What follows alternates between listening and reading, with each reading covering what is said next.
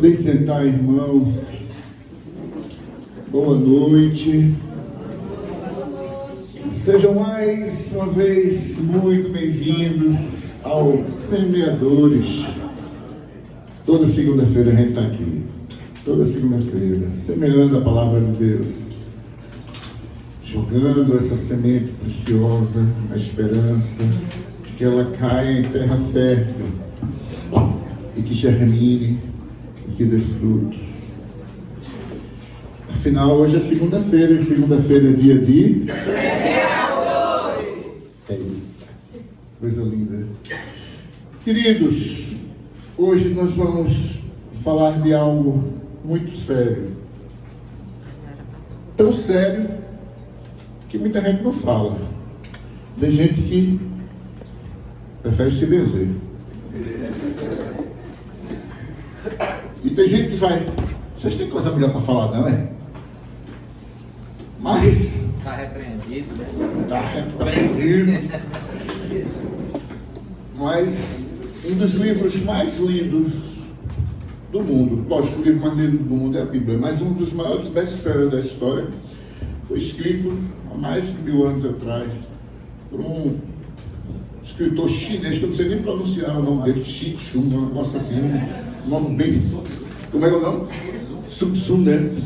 É a arte da guerra. E nesse livro ele exatamente fala de que a gente precisa conhecer o inimigo, estudar o inimigo para poder derrotá-lo. E sim, hoje nós vamos falar sobre o inimigo de nossas almas. É importante que nós conheçamos um pouco das estratégias ardilosas dele, para que possamos melhor enfrentá-lo. Então ninguém aqui precisa ter medo, afinal de contas todo mundo é crente que estamos protegidos, blindados pelo sangue do Cordeiro. E aí ele vai continuar como ele sempre contou, ao derredor, feito um leão, rodando, rodando, rodando, mas não vai chegar em lugar nenhum, porque a gente está revestido pelo sangue do Cordeiro. E é isso que nós vamos falar hoje. Vamos falar sobre essa figura aí tão assustadora para alguns, curiosa para outros, que é a figura de Satanás. E muita gente às vezes pergunta: Satanás e diabo é a mesma coisa? Satanás, diabo e Lúcifer é a mesma coisa? Satanás, diabo, Lúcifer, cramunhão, capeta é a mesma coisa? E demônio é a mesma coisa? E Beelzebub é a mesma coisa? E faz é tanto nome que faz uma confusão tão grande que a gente acaba misturando quem é quem e fica sem saber nada. Mas é importante que nós saibamos um pouco mais sobre esse mundo espiritual caído, para que a gente não fique vulnerável às armadilhas dele.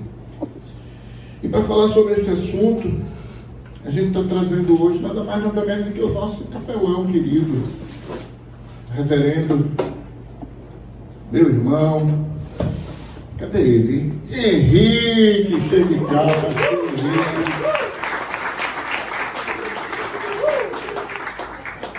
Ele se escondeu atrás de Suelena. Eu olhei, só vi Suelena e estava ali a machadinha.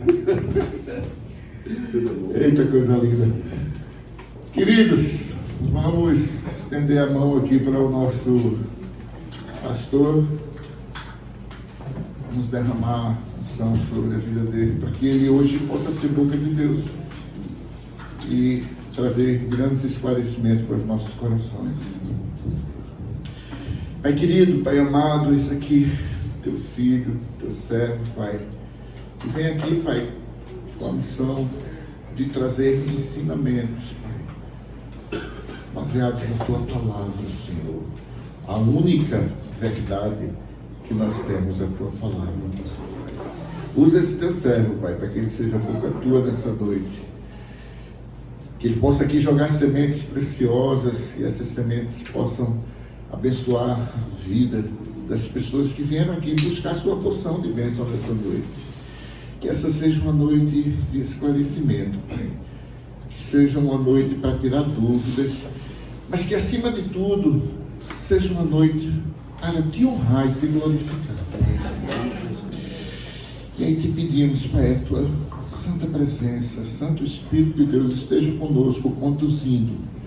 E se porventura tiver alguém aqui que não foi convidado, que bate em retirada nesse momento, porque aqui somente o povo de Deus e o Espírito Santo de Deus pode habitar. E assim que oramos, em nome de Jesus. Amém. Deus te use, mano.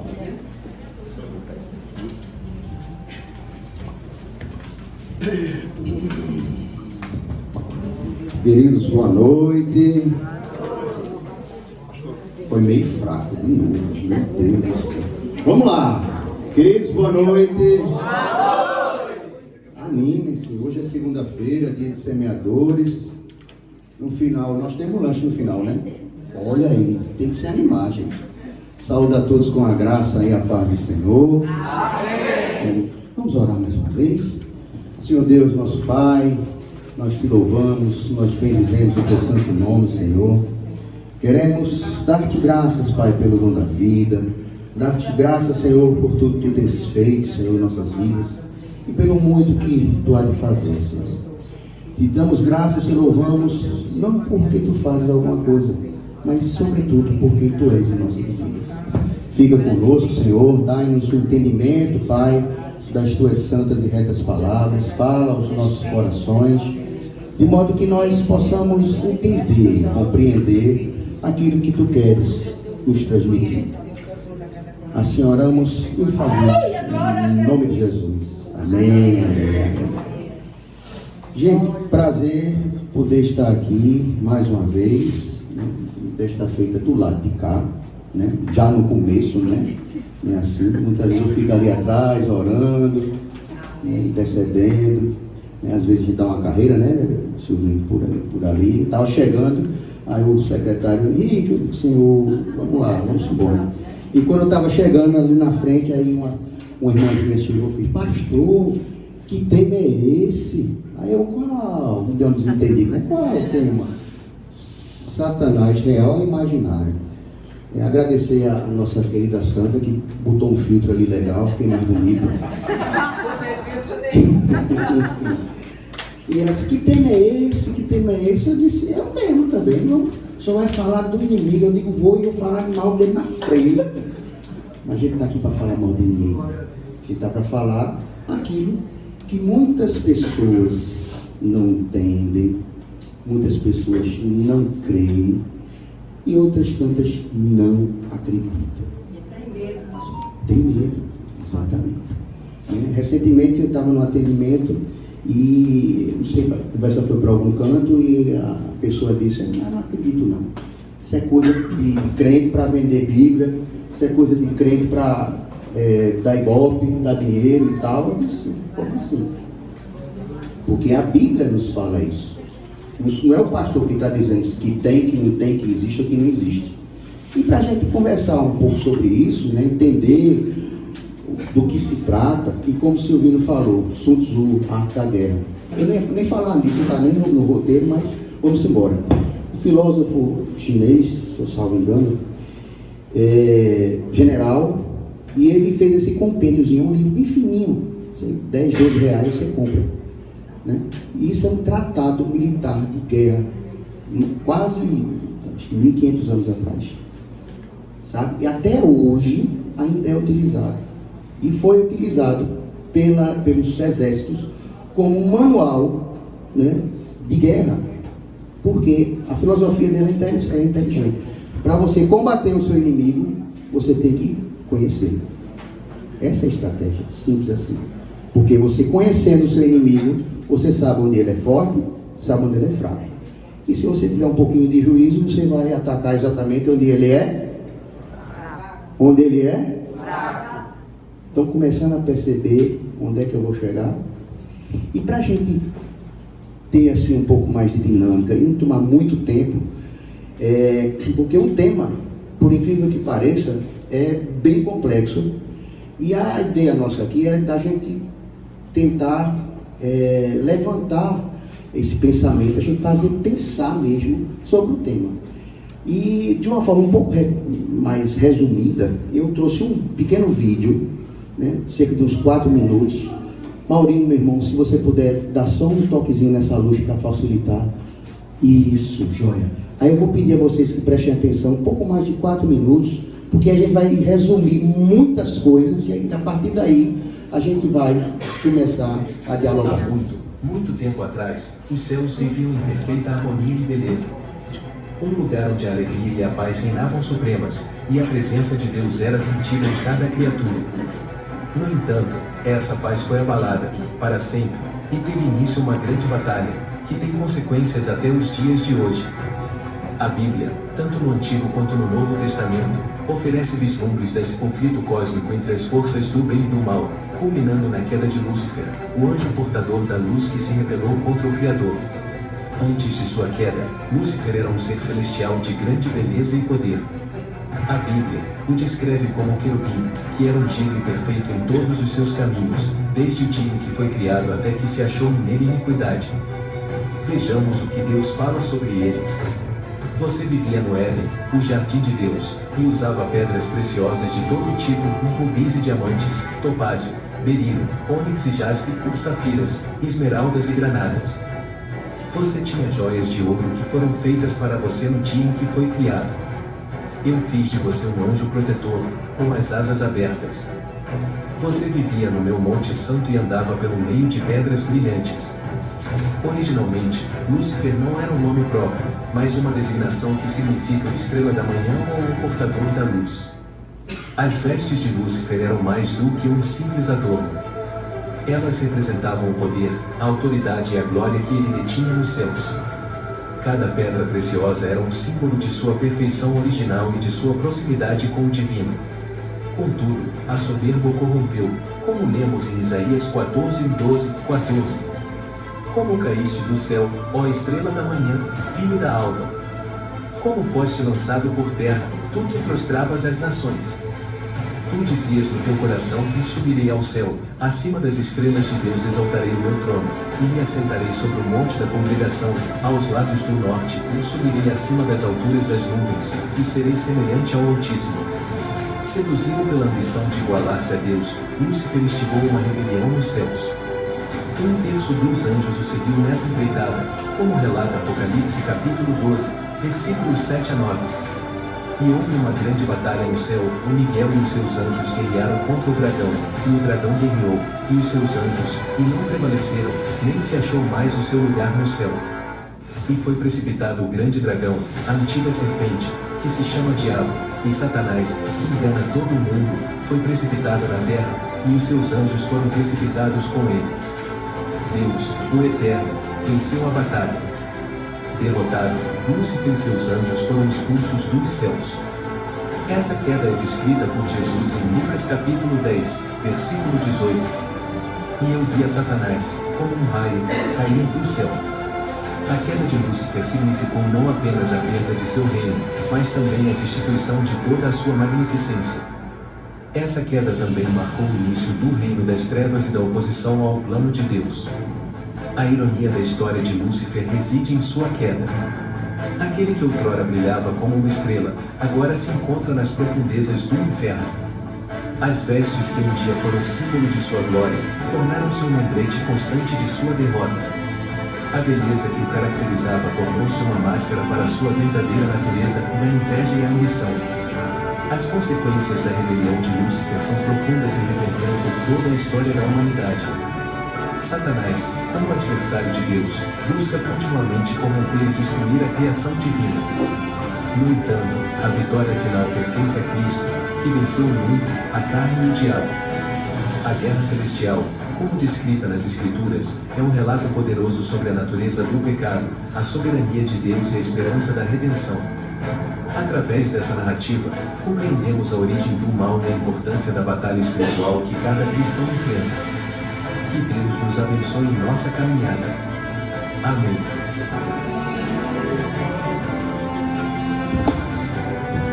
Gênesis 1:3.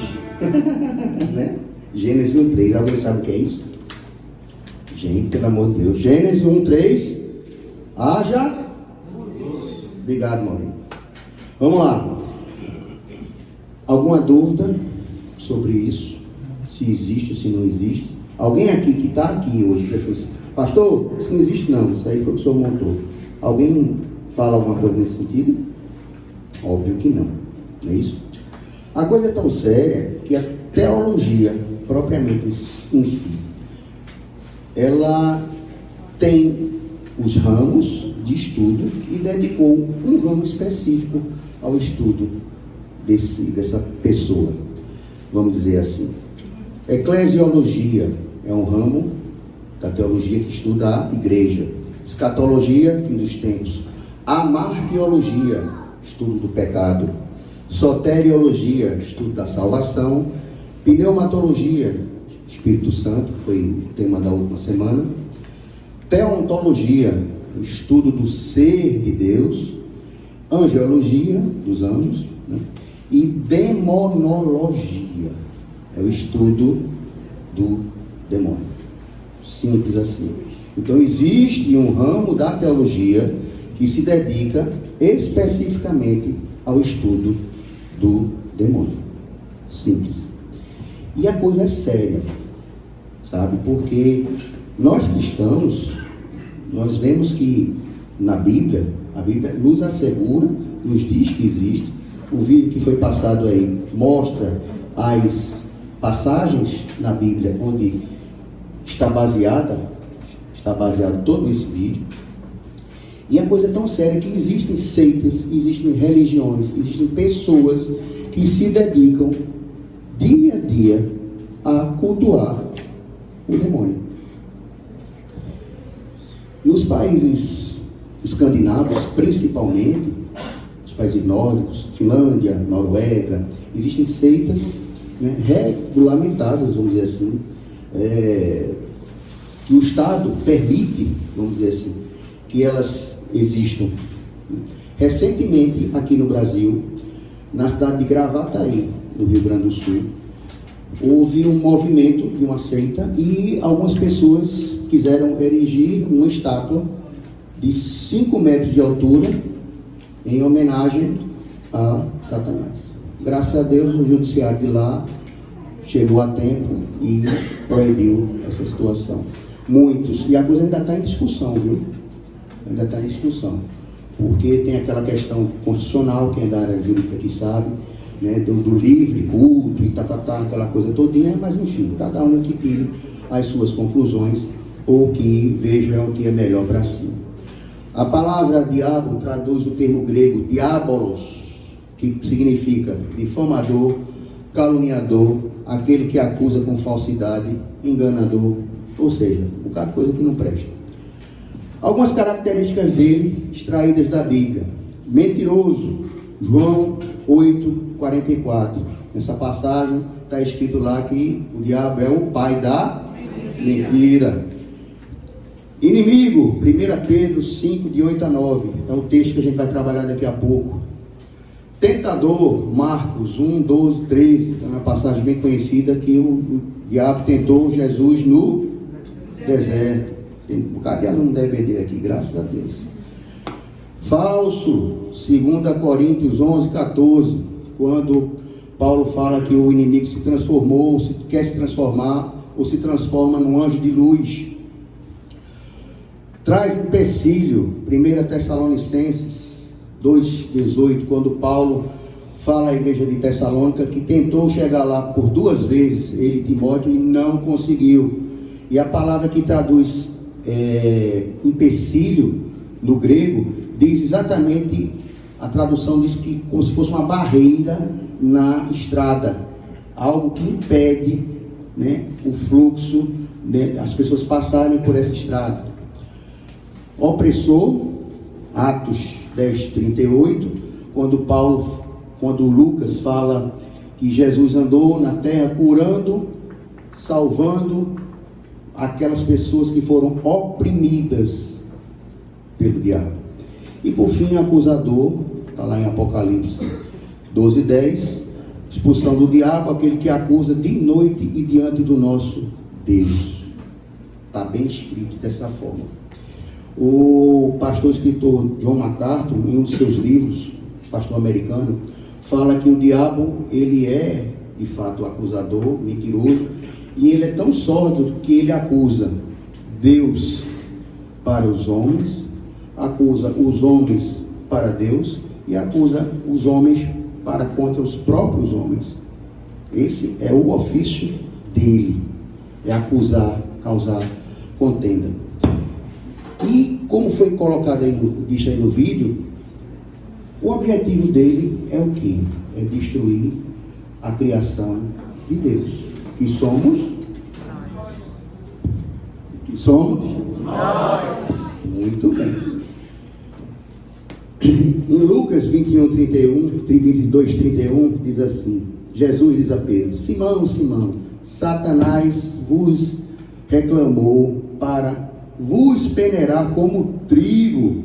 Eu, porém, roguei por ti, para que tua fé não desfaleça. Em João 10, a gente lê o quê? Que o diabo vem, o inimigo vem para... Alguém tem dúvida que essa joinha aí não existe? Não. Alguém tem dúvida qual é o ofício dele? Não. Dona Maria do Carmo era dentista, né? Dentista. Também. O ofício dela. Fez e faz com mistério. Algum funcionário público por aqui? Colegas? Amém. Esse é o nosso ofício. E o ofício da joinha aí é o quê? João 10. Matar e destruir. Simples assim. E ele faz isso, que a gente vai ver bem direitinho, de uma maneira bem sórdida, inteligente. Porque a gente muitas vezes, como Sun Tzu fala lá naquele livro, que Arte da Guerra, a gente muitas vezes subestima a inteligência, né, e a perspicácia do adversário. Esse é um dos maiores erros que a gente comete. E aqui eu quero contar uma historinha. Diz que o diabo estava andando, passeando, e viu um cavalo que estava preso. O cavalo estava lá meio rebelde, e ele decidiu então soltar o cavalo. O cavalo foi, entrou numa fazenda, comeu lá as plantas, as frutas, o que tinha. O dono da fazenda foi, pegou uma espingarda, pô, matou o dono do cavalo. A mulher, o dono do cavalo, melhor dizendo, foi lá e matou o dono da fazenda. A mulher do dono da fazenda pegou a espingarda, foi e matou o dono do cavalo. O filho do dono do cavalo foi, pegou uma espingarda e matou a mulher do dono da fazenda. E aí, os vizinhos que estavam lá ficaram assim olhando tudo. O que é que acontece? O filho que sobrou do dono lá do cavalo foi com raiva, matou a mulher que matou o pai dele. O pessoal que estava, os vizinhos viram tudo isso, aí foram lá e mataram o filho. E ainda disseram assim: vamos tocar fogo aqui na casa dele todinho. E assim o fizeram. Quando estavam terminando assim, estavam saindo, e viu o diabo. Aí olharam assim e falaram: mas rapaz, por que você fez isso aqui tudinho? Matou todo mundo, essa carnificina. Aí o diabo fez: eu só fiz soltar o cavalo. Ou seja, ele sabe a nossa natureza. Ele sabe o que tem dentro do meu coração, do seu coração. Ele sabe a minha fraqueza. Pois não? Essa é a ideia. Entendeu? Porque a gente muitas vezes tem... Imagem 1, bote aí por favor a imagem 1. A imagem 1. Queiroz, meu amigo Queiroz. É um bonequinho. Tem um bonequinho. Não, antes dessa. Pronto. Nós somos educados desde criança a achar que o inimigo é algo assim, infantil, que quando a gente, a primeira olhada, acha que é algo inofensivo. E isso termina nos trazendo, ou nos colocando numa coisa de normalidade. Começa a fazer parte do nosso dia a dia. Uma coisa tão inocente, né? Até o jeitinho fica até engraçado, né? Você dá vontade de fazer uma camisa, né? Ou não? Não, né? A outra foto. Quem assistiu aqui o Alta Compadecida, o mestre Ariano Suassuna representou o nosso inimigo dessa forma. E lá no filme, se alguns se lembram, ainda fala assim, ele tinha cheiro de enxofre, tinha algo assim, né? Próxima foto. Alguns filmes de Hollywood, né, para dar um apelo assim mais, né, um punch maior, representam o inimigo dessa forma. Assustador, de uma forma que a gente tem medo, né? Já começa a gente tentar relacionar a figura, a imagem à própria pessoa. A próxima. Mas também o inimigo se revela de outras formas. Isso aqui é para o público masculino. Eu, obviamente, minha esposa está aí, eu não ia botar um jovem ali com o peito desnudo, obviamente, né? Mas enfim. Essa é a ideia. Veja que a história que eu contei, o inimigo só fez soltar o cavalo, besteirinha de nada. E a gente acha que ele vai aparecer, se aparecer ou se revelar, dessa forma que costumeiramente a gente entende, que é algum tridente feio, cheirando a enxofre e tal. E a gente vai ver que não é nada disso. Porque, como eu falei aqui, né, se o inimigo ele se transforma num anjo de luz, ele pode se transformar em qualquer coisa para nos enganar, nos ludibriar. E agora a gente vai lá para 1 Pedro 5, 8, 9. Sede sóbrios e vigilantes. O diabo, vosso adversário, anda em derredor como um leão que ruge, procurando alguém para tragar, devorar. Resistir-lhe firmes na fé, certos de que sofrimentos iguais aos vossos estão se cumprindo na vossa irmandade espalhada pelo mundo. E aqui eu quero fazer um destaque. O diabo, vosso adversário, anda em derredor, feito vigia de circo, né? Rodeando, como leão que ruge procurando alguém para devorar. Alguém aqui já assistiu Discovery, Globo Repórter, alguma coisa assim de animal? Vocês já viram como é que o leão, ele caça? Ele não vai de uma vez. Ele não aparece assim. Chega assim, Paulinho, pá, não. O que é que ele faz? Ele é inteligente. Ele pensa. Ele é ardiloso. Ele vai atacar na fraqueza. E quando a presa estiver só.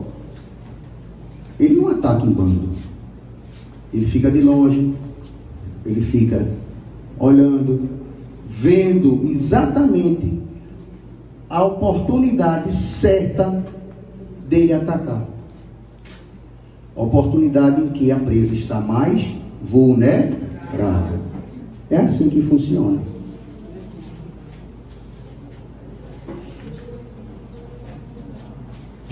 E a gente, muitas vezes, nós facilitamos o trabalho do inimigo. Nós facilitamos o trabalho do inimigo.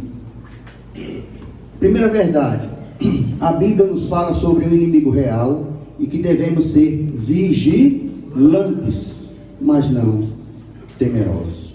E aqui prestem atenção que eu vou falar. Se o inimigo lhe ignora, não vem em cima de você, certamente, ou com uma boa certeza, melhor colocando, você não está andando no caminho do Senhor. Eita, pastor, que palavra dura. É isso mesmo. Paulo diz, vamos exortar agora em amor. Estou exortando em amor. Se o inimigo não está atuando na sua vida, certamente você não está no caminho do Senhor. Por que isso? Quando a gente, e agora muitos aqui vão se identificar, quando a gente começa a caminhar com o Senhor, começa a aparecer um monte de problema, um monte de dificuldade. Pastor, não tem problema nenhum, aceitei Jesus, estou aqui no cursilho, estou no SCC, estou não sei aonde, estou no semeadores, estou no encontro de criança, tudo. Minha vida, olha, é problema, meu filho, não sei o que, não tinha problema. De repente, começa aquela avalanche de problema. Por que será? Aí eu digo, bem-vindo ao clube. Ao clube daqueles que estão caminhando com o Senhor.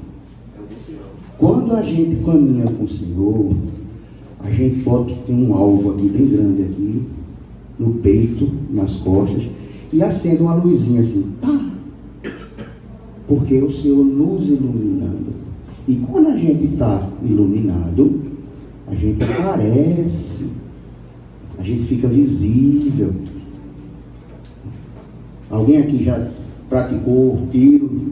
Algum militar? Pronto.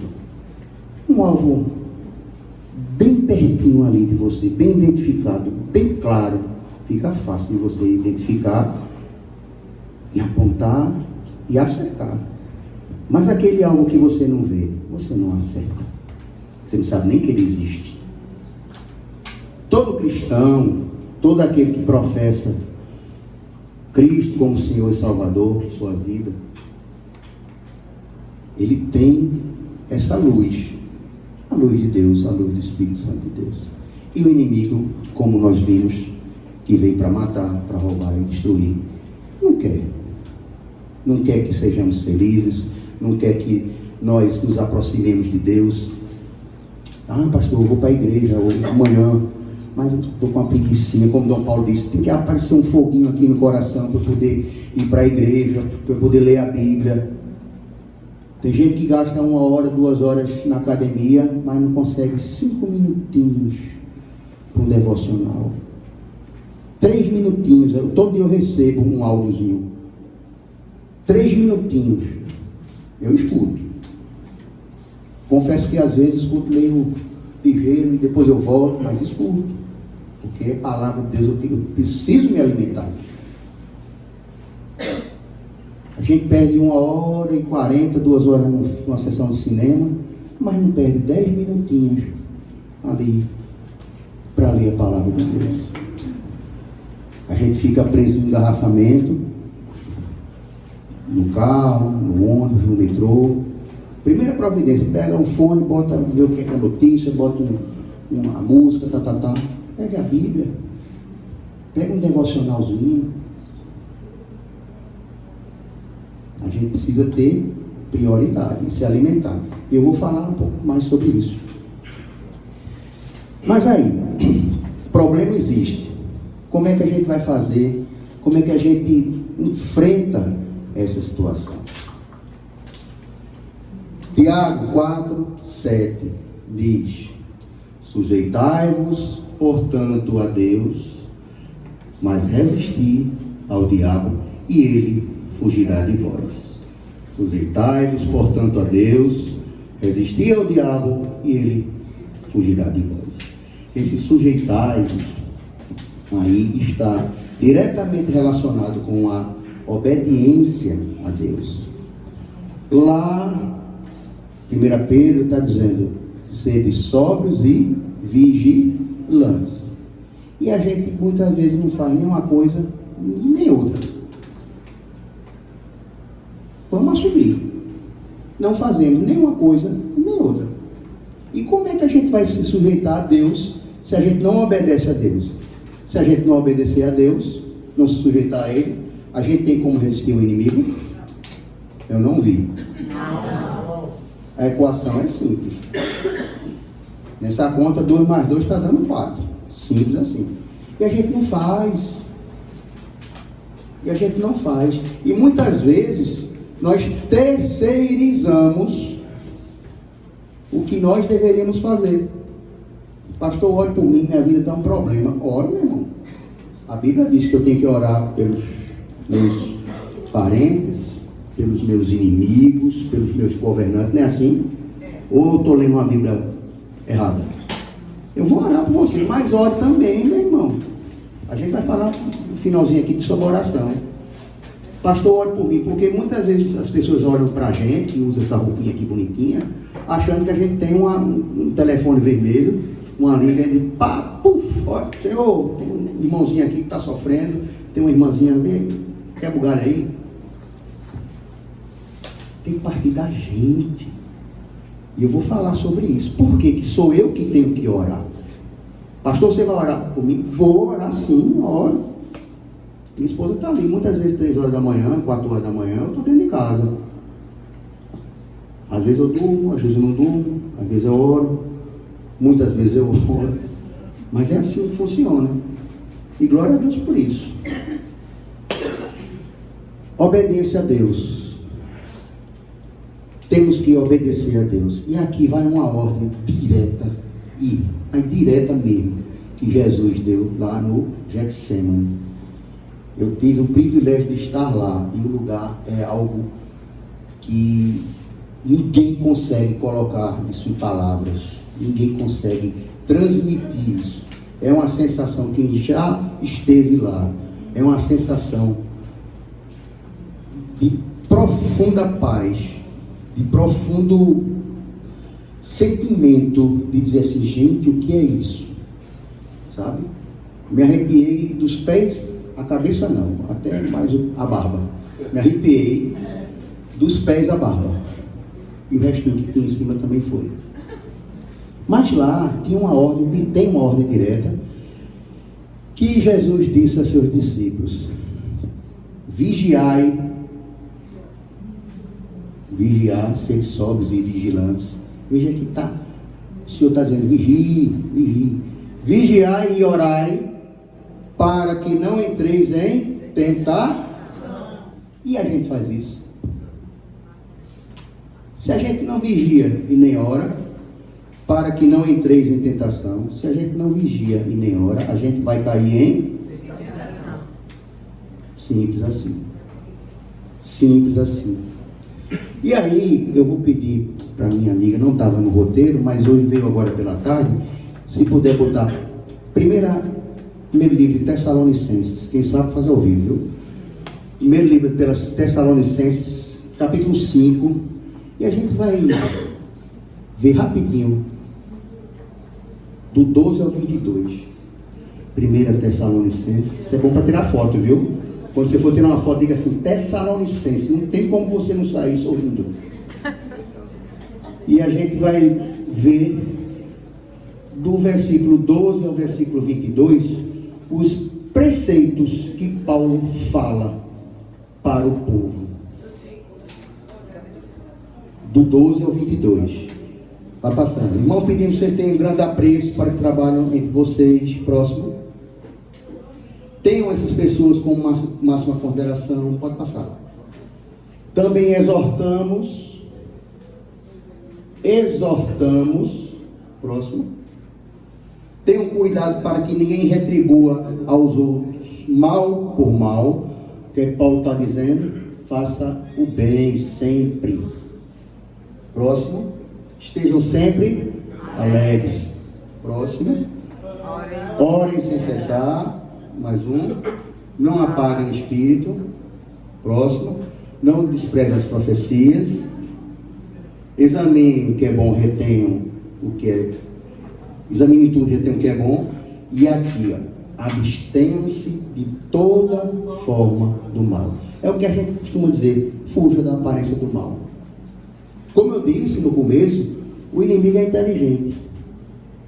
Sabe aquele ladrão que tem uma casa que está cheia de grade, que tem alarme, que tem 2 pitbull, que tem um guarda do apito, aí tem outra que não tem nada, a janela está aberta, não tem nem cortina. O ladrão vai entrar onde?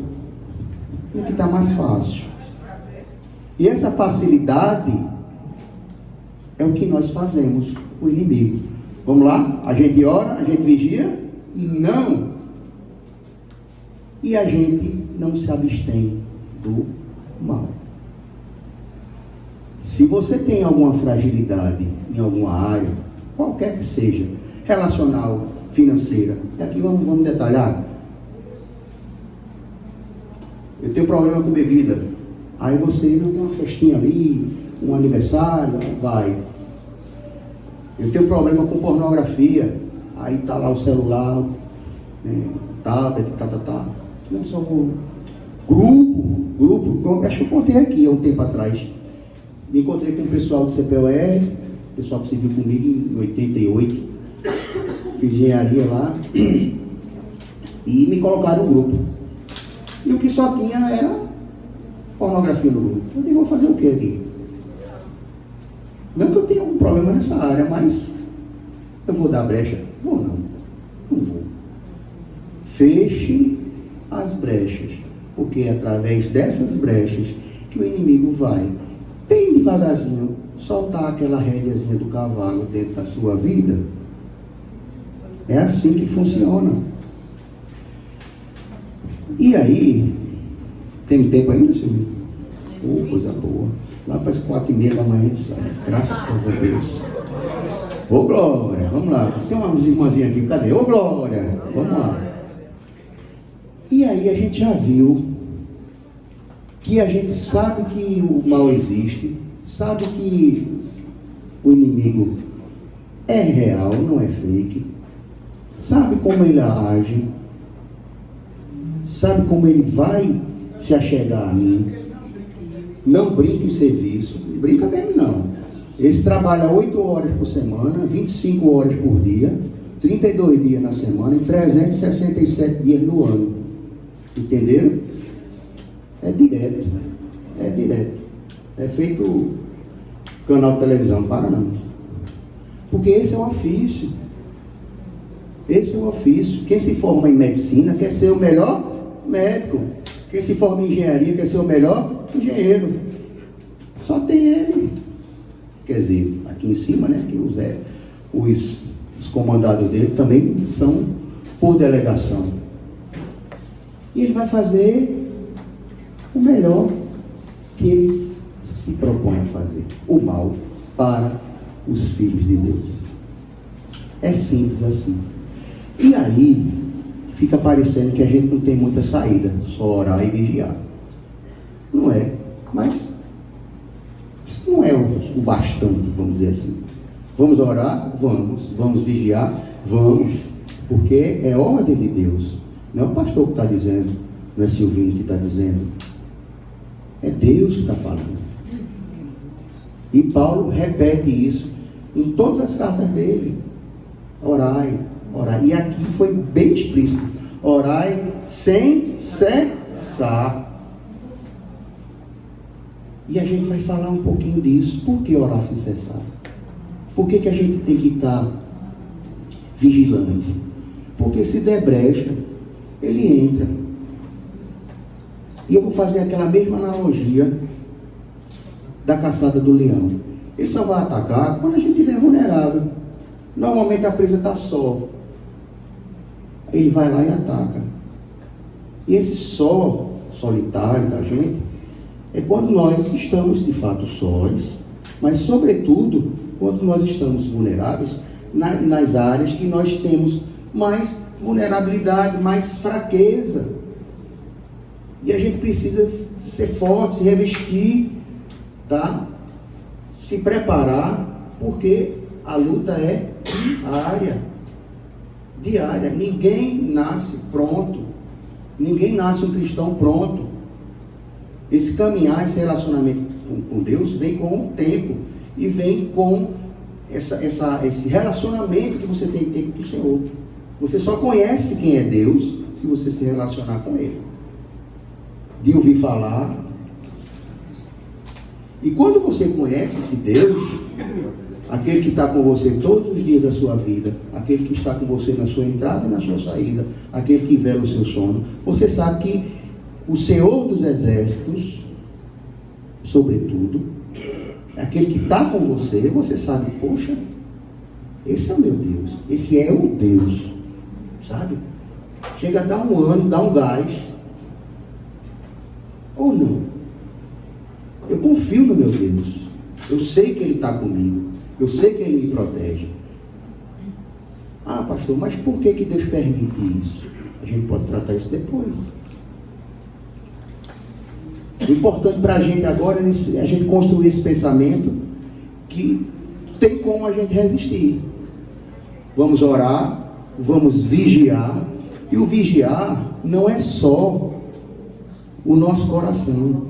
São nossas atitudes. São nossas atitudes. Porque o inimigo, ele sabe quem eu sou. Ele sabe. Nós não podemos viver o Evangelho sem conhecer o Evangelho, óbvio, mas não podemos transmitir esse Evangelho se nós não o vivenciamos. Uma coisa, ela não pode estar dissociada da outra. Você chegar, por exemplo, o seu filho e dizer assim: olha, você não pode fumar com um cigarro na boca. Meu filho, você não beba com uma garrafa de uísque do lado. É isso. Que Deus é esse? É o Deus que diz: se sujeite a mim, faça o que eu estou dizendo, que Ele não vai lhe aperrear. Ore e vigie. E a gente não faz. E quer que a coisa resolva. E Ele é tão bom que ainda nos dá uma colher de chá a mais. O que é isso? Quando se trata do inimigo, nós vivemos uma, que a gente chama de batalha, uma batalha espiritual. Paulo fala isso lá em Romanos: batalha da carne e do espírito. E quem vai para uma batalha, quem vai para uma guerra, precisa estar preparado. Ninguém vai de chinela havaiana, ninguém vai de bermuda, né? Você tem que estar extremamente bem preparado. Você tem que ter tido um preparo antes para poder você ir para o fronte de guerra. É assim que funciona. Qual o preparo prévio que a gente tem que ter? Está aqui, ó. Primeiro nós temos que nos alimentar. Porque aqueles que dizem: ah, isso não existe não, o diabo não existe não, isso é conversa, e qualquer coisa é uma besteira. Aqui está dizendo o contrário. Não está lendo a Bíblia. Esse é o primeiro preparo, o conhecimento da palavra de Deus. O segundo preparo é você conhecer o seu inimigo. Porque você sabe onde ele é forte, onde ele vai lhe atacar. E Deus nos dá uma armadura. A palavra fala exatamente sobre isso, a armadura. Para que a gente possa partir para essa guerra, né, com as nossas armas, né, suficientes para poder resistir e vencer essa batalha. Eu me considero um vencedor, porque eu sei que Deus está comigo.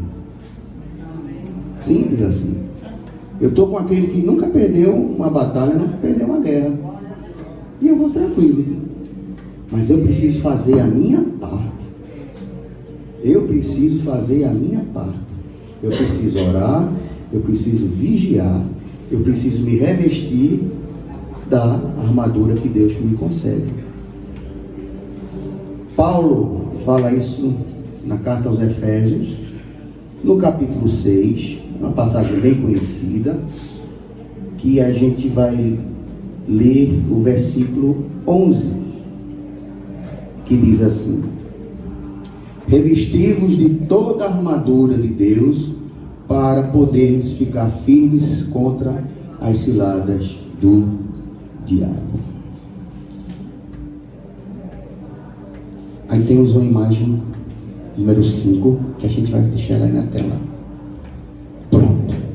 Olha que guerreiro bonito. Esse guerreiro, minha gente, pode ser eu, pode ser qualquer um de vocês. Percebe?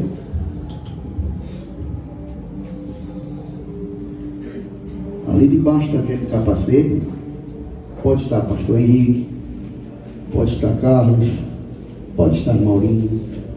O melhor, tem que estar pastor Henrique, tem que estar Carlos, tem que estar Maurinho, tem que estar Silvino, tem que estar Dona Maria do Carmo, tem que estar cada um de nós temos que estar ali dentro.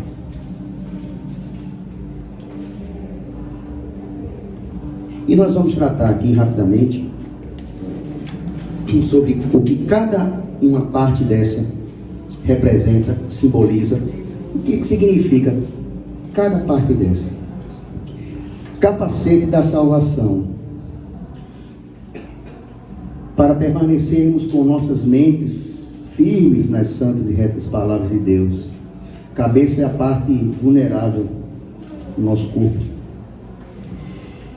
Quem anda de motocicleta tem que usar um capacete. Por quê? Tem que proteger a cabeça. Porque se quebrar um braço, uma perna, um negócio, ainda acho que tem conserto, né? Mas se quebrar a cabeça, ou seja, uma parte vital. E a parte vital daquele que crê no Senhor é a mente. Minha avó dizia assim: cabeça vazia, percebe? O que é que tem que estar dentro da minha cabeça? Em outro falar, cadê? As verdades de Deus. Simples assim.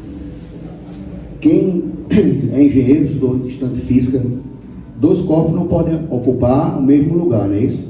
Se você colocar algo dentro do corpo, algo vai ter que sair, não é assim? Se você colocar a palavra de Deus dentro da sua cabeça, o que tiver dentro dela vai ter que sair. Simples assim. Parte vulnerável do nosso corpo, responsável pelo equilíbrio, orientação, raciocínio. Como foi dito, proteger a mente de pensamentos que nos levam ao pecado, substituí-lo pela palavra de Deus, palavra da salvação. Escudo da fé. O escudo protege o nosso coração e o nosso amor a Deus das secas inflamadas do maligno. A fé nos ajuda a defender das acusações, das dúvidas e das tentações do diabo. A palavra de Deus fala que o coração do homem é mais enganoso do que todas as coisas. O escudo protege o nosso coração. Nosso coração tem que estar em Deus. E a gente às vezes está um pezinho ali, um pezinho acolá. Eu atendo muita gente e fala: não, pastor, eu não pude vir para o encontro de jovem, encontro de casal, realidade, isso aqui. Não, porque estava lá no Carnatal. Oi, como assim? No direito a gente diz assim, o advogado quer o melhor dos 2 mundos, quando chega com 2 convenções coletivas. Ele quer o que é bom aqui, quer o que é bom acolá, quer o que é bom aqui. Então, como assim? Você tem que proteger o seu coração. Na hora que você começa a dar brecha, dardinho do inimigo vai inflamadinho. Não, isso não é nada não, é uma besteirinha. Ninguém vai ver. Ninguém vai ver. Já repararam que quando a gente tenta se esconder de alguém, eita, vou aqui pro cinema, um negócio, sei lá, uma situação dessa, a gente acaba encontrando uma pessoa conhecida. Não é não. Não é. Aí você está enganando quem, meu irmão? Uma pessoa, uma besteirinha, tá. Aí aquela coisa, tempo atrás, acho que foi o reverendo James pregou aqui na igreja sobre pecado. Só um pecadinho. Gente, pecado é pecado. Acabou. Que é isso, pastor? A pessoa que matou 18 pessoas, comentou aquela que me pecou, meu irmão. Pecado é pecado. Para Deus não existe gradação, 5 estrelas, 6 estrelas, 8, não sei o quê. Não, pecou, irmão. Acabou. A gente fala todo mundo, pecar por ação, por omissão, não sei o quê, tratar aquela coisa toda. Pecou, velho. Acabou, pecou. Não tem essa história de pecar menos, eu falo muito aqui às vezes, não, uma fofoquinha gospel. Oi? Porque está dentro da igreja? Proteger o nosso coração. Simples assim. Cinto da verdade. O cinto une a armadura e a verdade nos une com as bênçãos de Deus. A verdade é o fundamento eterno e nos libertará do pecado. Precisamos falar e viver a verdade. Foi o que eu falei um pouco antes. Nós temos que falar e viver o Evangelho. Não adianta a gente falar algo que a gente não sente e não vive. E aí estaremos como o inimigo, né? Nos transformando, nos transmutando num anjo de luz, como ele assim fez. João 8,32 diz o quê? Alguém sabe? Muito bom. João 14,6. Essa verdade é o que nos vai deixar, vamos dizer assim, plenos em Cristo Jesus. O cinto da verdade. Nós temos que viver, pautar a nossa vida na verdade de Deus, não na nossa verdade, não na verdade que nos é conveniente. Nos é conveniente. Existe uma diferença entre omissão e mentira. Como é que se resolve? Fala a verdade. Simples assim. E que verdade é essa? A verdade de Deus. Verdade que nós temos que ser pessoas íntegras, verdadeiras, honestas. Essa é a verdade que nos move. E se a gente der uma brechinha, o que é que o inimigo faz? Vai lá e solta o arreio do cavalo. Simples. Calçados do Evangelho da Paz. O calçado deve proteger os seus pés durante a batalha, com características essenciais que o impedem de escorregar, de se ferir ou de lhe causar dano. Quem foi militar aqui sabe que um bom coturno leva você muito adiante. Um bom evangelho, o evangelho de Deus, aquela palavra que lhe alimenta, que lhe sustenta, que lhe dá vida, lhe dá fôlego, lhe dá ânimo. É isso que vai lhe levar para frente. Os calçados protegem nossos pés e o Evangelho da Paz protege os nossos caminhos.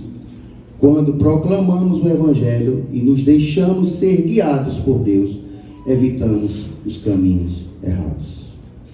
Simples assim.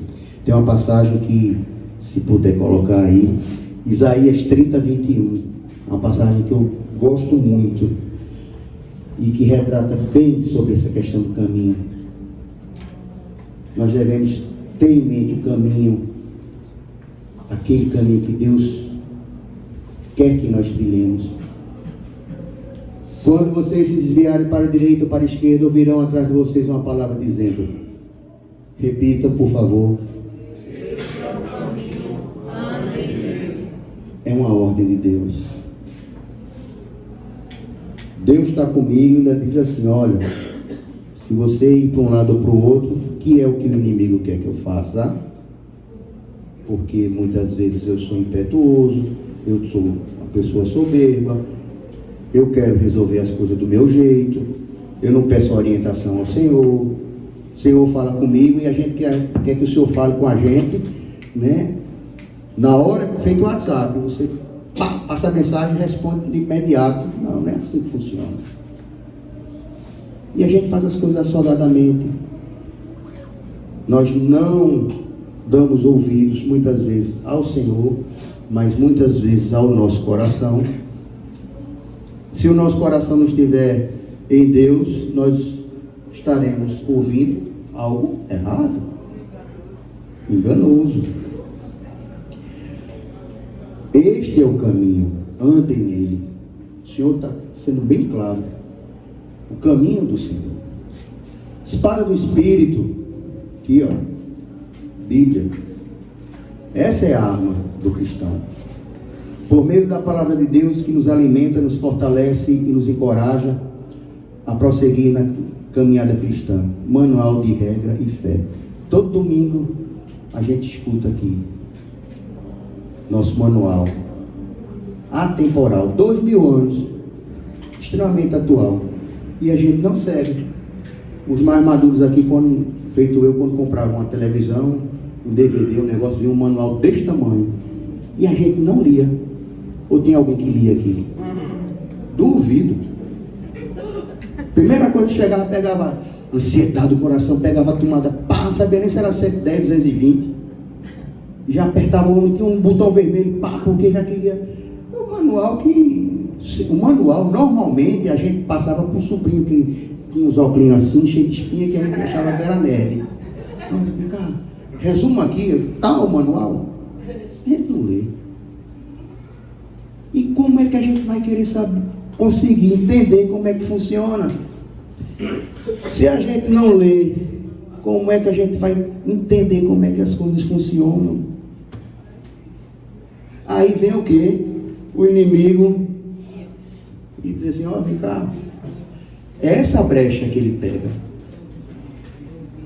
Vocês estão percebendo que muitas dessas coisas cabem a nós. Cabe a nós. Deus vai me ajudar, vai estar comigo? Vai, claro. É promessa dele estar comigo, mas eu tenho que fazer a minha parte. E por fim, e não menos importante, aqui no finalzinho, orando em todo o tempo. Orando em todo o tempo. Simples assim. Orar sem cessar. Eu gosto muito de salmo. Eu separei aqui 3 salmos para a gente entender.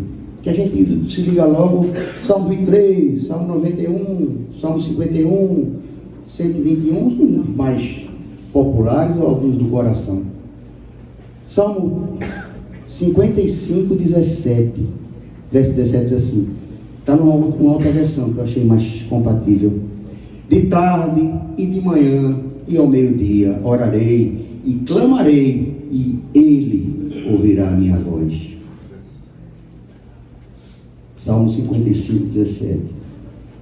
Farei as minhas queixas e lamentarei, e Ele ouvirá a minha voz. Essa é a parte importante. Mais importante. Mais importante é Ele escutar a minha voz do que eu falar as minhas angústias, os meus pedidos. Salmo 18, verso 6. Na minha angústia invoquei o Senhor, gritei por socorro ao meu Deus. Ele, do seu templo, ouviu a minha voz, e o meu clamor lhe penetrou os ouvidos. Ele, do seu templo, ouviu a minha voz, e o meu clamor lhe penetrou os ouvidos. Por fim, Salmo 40, verso 1. Esperei confiantemente pelo Senhor. Ele se inclinou para mim e me ouviu quando clamei por socorro. Oração é a forma que nós temos mais simbólica de nos relacionar com Deus. Eu costumo dizer que nosso Deus não corrige prova de Enem, não é professor de português. Também é, mas ele está pouco se lixando para isso. Porque não quer de mim uma oração com todos os verbos bem conjugados, com próclise, com mesóclise, com ênfase. Está nem preocupado com isso. Aquela oração bonita, aquela voz, não está nem preocupado com isso. Porque ele quer de mim um coração puro. E aí, eu me lembrei agora. Quem sabe faz ao vivo, bota aí. Primeira Reis, primeiro livro de Reis. Se meu professor tivesse aqui dizendo, não é primeira não, é primeiro livro de Reis. Vamos lá, primeiro livro de Reis, 18, verso, acho que é 37. 37. Pronto. Essa aqui é a chamada oração do justo. Responde-me, Senhor, responde-me, para que este povo saiba que tu, Senhor, és Deus e que fizeste o coração deles voltar para ti. Isso aqui foi quando Elias foi confrontar lá os profetas de Baal, que passaram o dia lá e quem fizesse o Deus que queimasse as ofertas lá, tudo ia ser considerado o Deus, né? E o pessoal lá de Baal passou o dia todinho fazendo, cantando, dançando, se cortando e tal, e não acontecia nada. E clamando, e gritando, e aquele coisa, nada. Aí Elias disse, Senhor, responde-me. Uma oração curta, simples, que como disse, o Senhor escuta. responde-me, para que este povo saiba que tu, Senhor, é Deus, que fizesse o coração deles voltar para ti. Quando o Senhor fala orai e vigiai, vigiai o nosso coração, vigiai as nossas atitudes, vigiai o nosso pensamento e orai. Ele está dizendo, está me chamando você para um relacionamento com Ele, uma conversa íntima com Ele.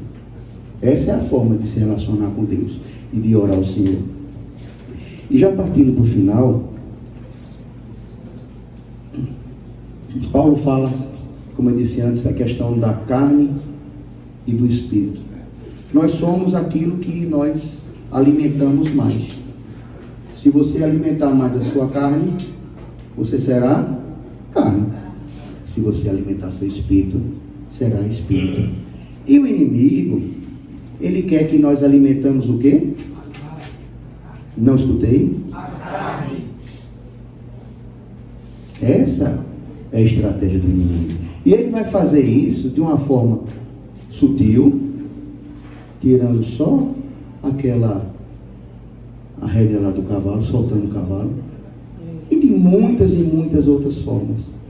O inimigo ele vai se apresentar para a gente de maneira sutil, de maneira enganosa, para que nós caiamos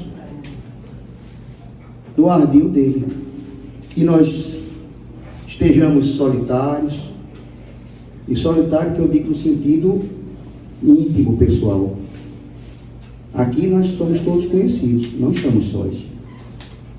Mas não quer dizer necessariamente que você, estando na igreja, você está tendo um relacionamento com Cristo. Uma coisa é você ter religiosidade, uma coisa é você fomentar o ativismo religioso, e outra coisa é você ter um relacionamento íntimo com Deus. Simples. E aqui, para encerrar, eu quero fechar com uma historinha. Não daquela do cavalo.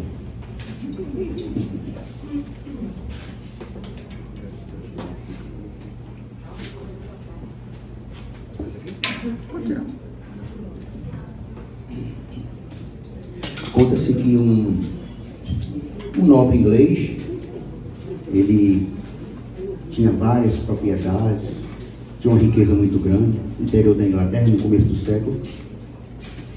E essa pessoa faleceu. E ela não tinha ninguém, nenhum parente, ninguém, para quem deixasse os bens. E ele havia feito um testamento. E quando faleceu, as pessoas lá responsáveis abriram o testamento e viu que ele tinha deixado a casa belíssima, todas as propriedades, os animais, as frutas, tinham lá muitas, tudo muito belíssimo, os animais, estimação, tinha deixado tudo, absolutamente tudo, para Satanás. Como assim? E aí?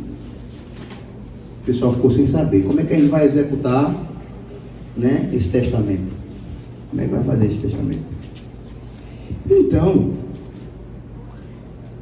a pessoa lá do cartório, não sei, disse, eu vou para Londres, vou tomar pé com meus pares lá e tudo, vou tentar ter informação e saber como é que resolver esse negócio. Pois bem, passou uma semana, lá volta a pessoa. E quando chegou na propriedade, ele tomou um susto, ficou bem desanimado. Porque toda aquela beleza que havia visto anteriormente tinha se acabado. Isso em apenas uma semana. A casa estava empoeirada, estava suja, os animais mortos, as frutas, as flores, todas murchas, as flores não exalavam mais perfume, estava tudo perdido. Qual é o ensinamento que a gente pode extrair disso? questão da propriedade. Para quem você está depositando, você está construindo, você está direcionando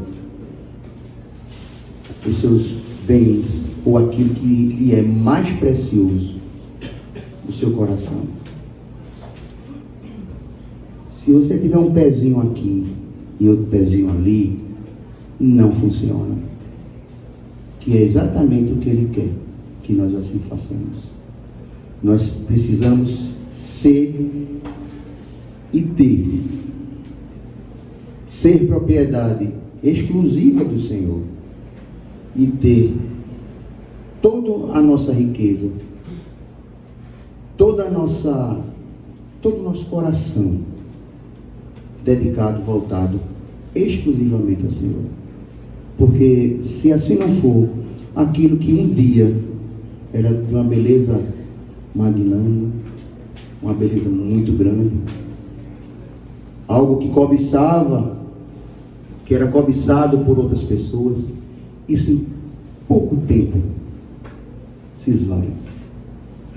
O que é de Deus é eterno, é uma beleza eterna. O inimigo quer que nós troquemos, vamos dizer assim, as nossas prioridades. Nós somos tentados diariamente assim fazer, cobrados muitas vezes por nossos familiares, cobrados muitas vezes pelas situações outras de trabalho, enfim. A mídia também tem um papel muito importante nesse sentido, que começa a nos colocar de uma certa forma a relativizar os nossos princípios, relativizar aquilo que realmente são princípios basilares, né? Meu amigo que está cursando direito já chegou na questão de cláusula pétrea, aquilo que não se muda. E a vida em Deus é algo que nós não podemos relativizar e não podemos mudar esse foco. Não podemos estar com um pezinho, eu gosto muito dessa expressão, um pezinho ali e outro pezinho acolá. Não, porque ele não funciona. No começo do vídeo, para a gente fechar, falou que a queda do inimigo se deu porque ele teve inveja e queria tomar o lugar de Deus. Algo veio no coração dele e ele quis tomar o lugar de Deus. Notadamente, a gente precisa tirar um ensinamento disso, porque quando nós não colocamos Deus no lugar devido, muitos sentimentos, muitas coisas ruins vão nos agredir, exatamente como aconteceu com o inimigo. Fechando, existe, é real. Como ele atua, nós sabemos. Vai descansar? Vai dormir? Não. Vai estar o tempo todo ao nosso derredor? Vai. Temos como nos defender? Temos. Como fazemos? Vigiando, orando e usando a armadura de Deus. A armadura de Deus, nós temos o capacete da salvação, devemos ter em mente a palavra de Deus, preencher a nossa cabeça com a palavra de Deus. Devemos preservar os nossos órgãos vitais com a couraça, nosso coração, sobretudo contra os dardos inflamados do inimigo. Devemos usar o cinto da verdade, porque devemos ter a verdade, porque a verdade, ela nos libertará do pecado. E o único que é o caminho da vida é a verdade, é Deus. Devemos nos preparar para caminhar em terrenos difíceis, nas adversidades da vida, nos problemas da vida, através das sandálias, algumas traduções falam assim, calçado do Evangelho da paz. Aquele Evangelho que nos conduz pelo caminho correto. E por fim, devemos orar. Orar ao Senhor, porque, como a Bíblia nos diz, Ele se inclina para escutar as nossas orações. Ele vai estar conosco, do trono dele, Ele se inclina para nos escutar. Não estamos sós nessa batalha. Não estaremos sós nessa batalha. Agora, façamos a nossa parte para que possamos sair vencedores e vencedores dessa batalha. Amém? Amém. Glória a Deus.